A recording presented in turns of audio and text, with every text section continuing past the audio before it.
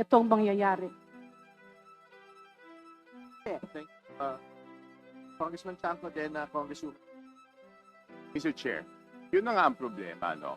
Nung unang ginawa to, I was against it. How can we investigate ourselves? That is the primary question. So kung ang isang congressman, sabi nyo kanina, kahit sino masagasaan, wala tayong sasantuhin, kahit congressman, kahit senador.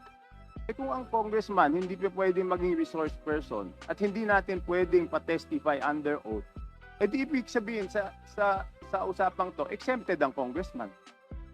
So paano tayo mag-iimbestiga? Paano tayo? Number one. Number two, Mr. Chair, here is the USP. Sinasabi, paano nagkaroon ng insert?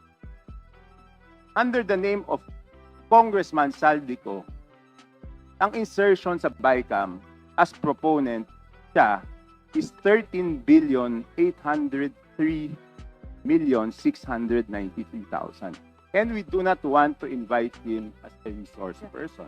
Mr. Chair, sorry. Comsec, can you show this? Para lang Yeah. sabihin, hindi ako Mr. Chair, with nagsimbento. due courtesy. Wait, I have the floor. Yeah, i-correct I have ko the lang. floor. Yeah, but I have Mr. the floor. No, Mr. Chair. I have the floor.